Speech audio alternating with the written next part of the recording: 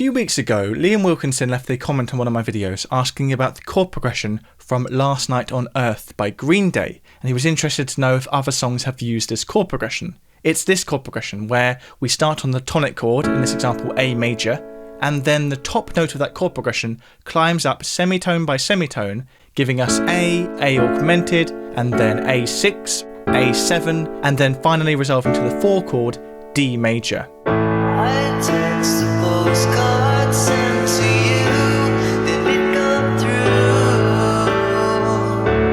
Sending all my love to you. Now, as you can see in Last Night on Earth by Green Day, after the 4 chord of D major, we then go to the minor 4 chord of D minor and then resolve back to A, which is a really satisfying progression, and we'll talk more about that later on. But it's this first part of the progression that I want to focus on for now, where we start on the tonic chord and then by means of just raising the top note of the chord a semitone at a time, we get this really satisfying movement through the augmented chord, the 6th, the 7th, and then resolving to the 4 chord.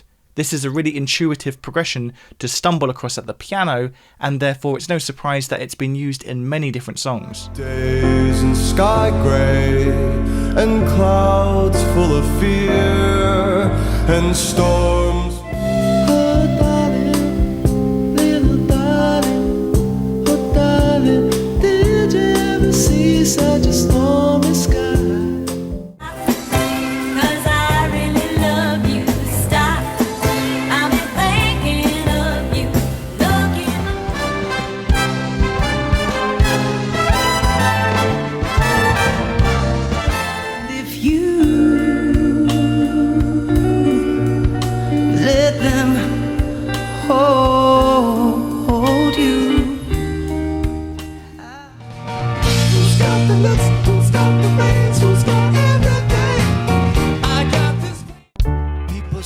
Got it made.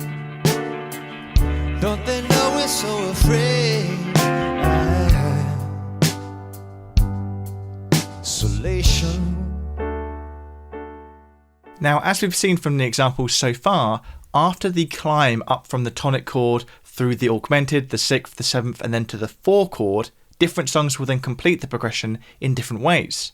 In Last Night on Earth by Green Day, we get the satisfying move from the 4 chord D major to the minor 4 chord D minor. I text the postcard sent to you, did it come through?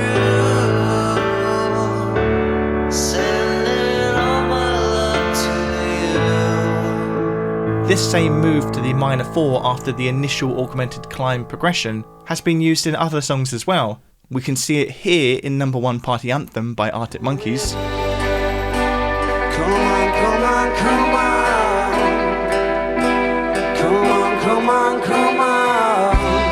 Number 1 Party Anthem. And also here in I Don't Feel Like Dancing by the Scissor Sisters.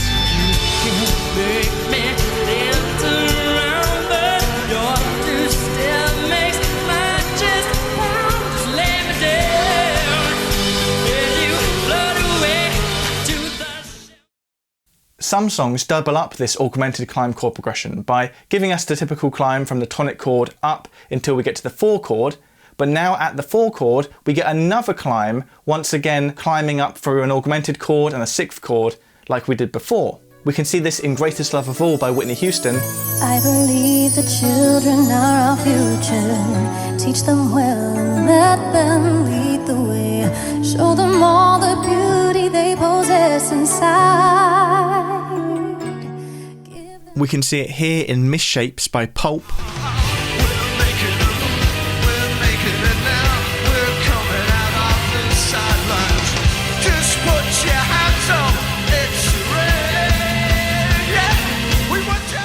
And we can also see this double augmented climb in Life on Mars. In Life on Mars, the verse section's in F, the chorus is in B flat, but the pre-chorus is in A flat. And initially we get this climb up from A flat augmented, A flat 6, A flat 7. Then we go to the 4 chord, D flat, and we get that climb again, augmented 6, 7. And to make it even more interesting, the note that is climbing at the top of the chord is also placed in the left hand of the piano as well, inverting the chord and emphasizing the chromatic climb.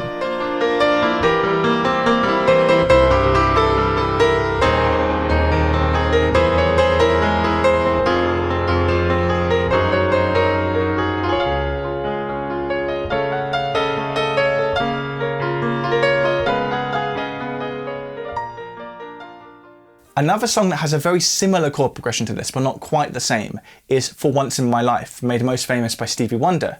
Here we're in the key of F, and we start on the chord of F, and then just like the other chord progressions we've looked at, it goes to F augmented, then it goes up to the 6, but then instead of going to F7 like all of the other progressions have, on this occasion we go to D7 flat 9. And then it goes to G minor instead. So we have a similar effect, but then it takes a bit of a left turn instead.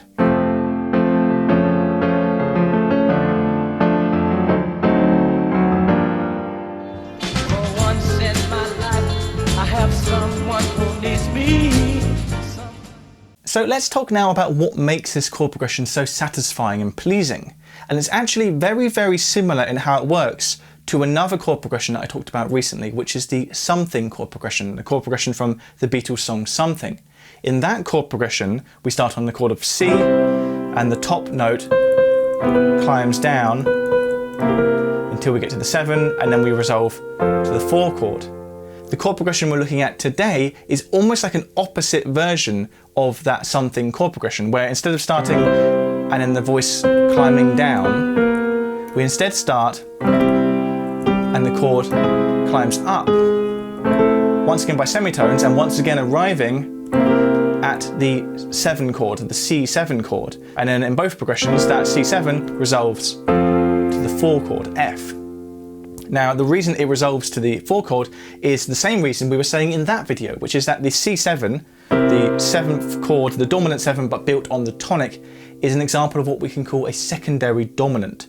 It's the dominant chord, the 5 chord, of the 4th chord of the key. So C7 is the 5 chord of F. And dominant chords function to resolve us to the chord that's a fifth away. So once we get to the C7, the natural place now to resolve to isn't back to C, even though we're in the key of C, it's now, at least temporarily, to F.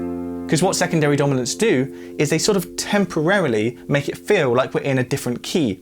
They kind of temporarily point our harmonic compass to a different chord in the key. Another aspect of this chord progression that's very similar to the something chord progression, but in the opposite direction, is the line cliche. So a line cliche is when we take a chord, like C major for example, and then we take either the lowest or highest note in that chord, so in this case it will be the highest note, G, and we climb up one semitone at a time. We don't change anything else about the chord apart from that top note. So everything else stays the same, but the top note climbs up until eventually we reach the C7, and then it resolves to F. So that's the line cliche. That line at the top is the line cliche. It adds an element of melody to the chord progression.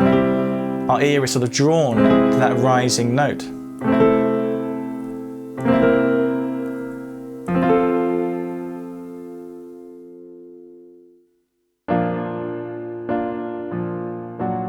So that's what I would call the augmented climb chord progression. If you can think of any other examples of this chord progression that I've not mentioned in this video, then do let me know in the comments. And if you can think of another chord progression that would be a good thing to explore in one of these videos, then do let me know, because it's often you guys who come up with the best ideas.